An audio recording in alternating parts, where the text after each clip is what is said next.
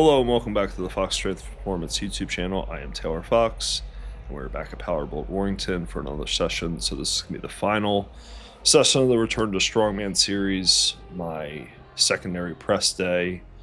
So we're warming up with some Spider-Man lunges and 2 overhead reaches, and then doing some kneeling jumps. Had a rough time with the kneeling jumps. I feel like every time I start them, each session, I need like one jump to really get into it and figure out like how do I get my rebound in.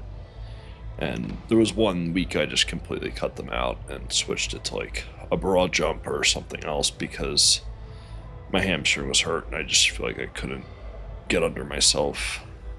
I've also found they're like a good indicator for like if I'm feeling down, I'm sick, I don't have that explosiveness.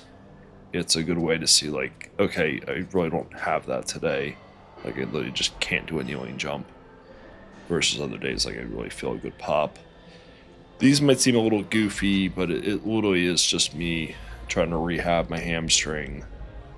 So normally these would be like a bigger sprint, like a longer sprint, trying to be a little bit more explosive. But honestly, it's just change in direction, just a short little back pedal combined with a sprint, about double the distance, just to get back into it.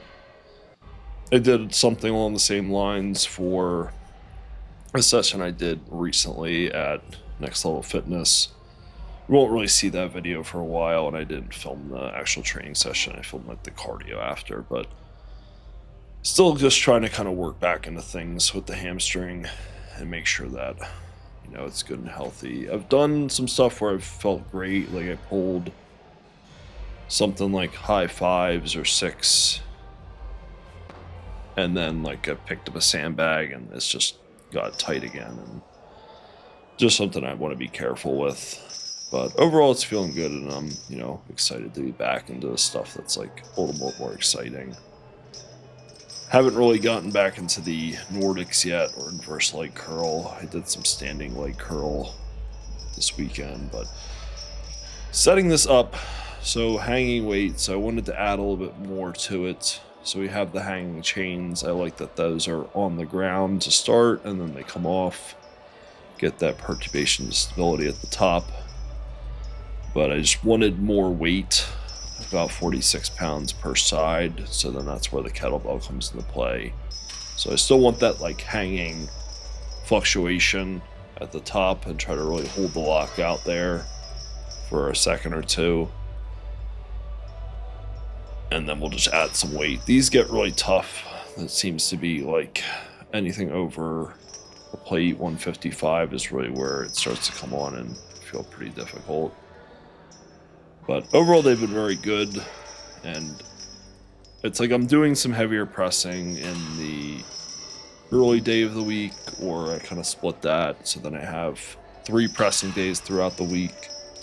So I don't really need like this to feel crazy, although like, you know, with 185 on here, it definitely, we're getting after it a little bit for sure. And I'm belting up and everything to try to really lock in and get this weight up. But even like this past weekend, I just did 135 on the bar with 45 pounds aside, or maybe it was even like 40 pounds aside, I forget. But it doesn't have to be nuts. It's a little bit more of a supplementary movement, just building that stability at lockout. But this is going to be like 185, and it's, if you get off balance, it's very tough. But this actually, I felt like for these sets today, moved pretty well, and I was able to get 2 sets of 5 in. And I like to let it like kind of settle there, so then the chains are hanging on the floor, and you have to overcome that as the chains start to move off the floor. And that resistance increases, and then sticking that lockout, which I failed there. But that's kind of why I was like, I'm going to come back and do another set. I really want to make that look good, because that's the whole idea, is to keep that lockout and hold strong there at the top. The whole idea of like doing this movement in the first place is to help improve that. I definitely felt these issues with like dizziness at the top, which I've had a lot in the past, which I guess is another reason, just trying to make sure that I'm getting that ability to hold at the top, even like if I'm not feeling so great under the weight. So that's something that, you know, just have to work on and continue to keep pushing forward with. But then we're going to get into these rollback, kind of like a power push press. Similar idea to like getting under a yoke and pressing. You want to roll the bar back, dip under it, like bend the knees and push up.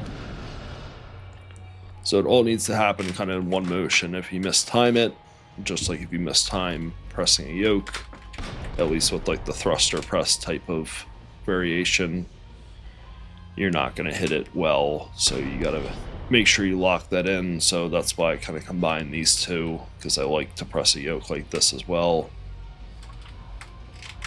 So if you mistime like this dip as you get under it, like you're just going to end up forward. And there's people that just pick the yoke up and they'll just push press it once they've picked it up. I kind of hate that, and the things like flopping around, swinging. I just like to get all my power into the press all at once.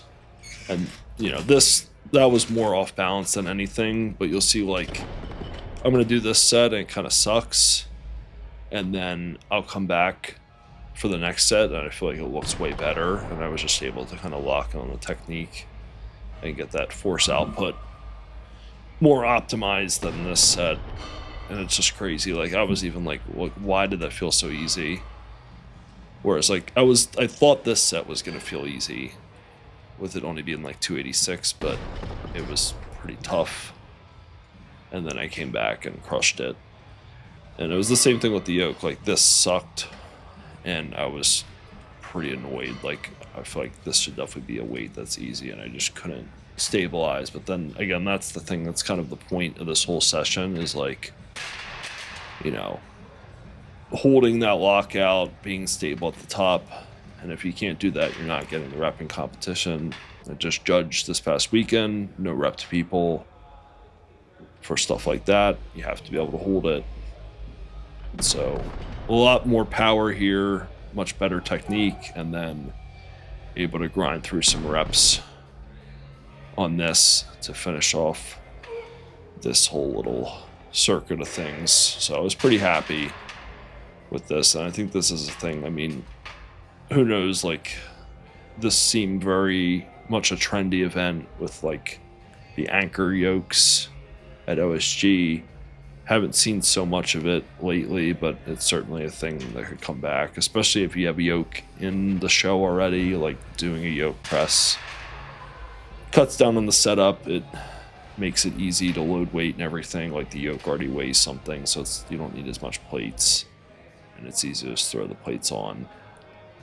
So I just want to make sure that I'm like good with this type of press, and I think like there's a lot of carryover from this to other pressing variations as well. So I was pretty pumped to do that. And again, with the hamstring strain, I haven't really been including this in my sessions, so I was excited to actually get it in. But I'll call this like a waiter's walk suicide, and I've been really trying to work on the Viper press a lot more. So waiter's walk suicide, Viper press, or Viper press, waiter's walk suicide, whatever. But it's definitely brutal. Like a lot of people I prescribe this to, I'm like, don't even like worry about putting weight on, just do it with an empty log. Even consider going for just the 30 or 70-pound log, the Titan log, and don't even think about like going for the heavy rogue log, because this gets pretty freaking difficult, and I would love to kind of work on getting some weight up on this. But hope you guys enjoyed the video. Until next time, keep lifting those heavy weights and hold strong.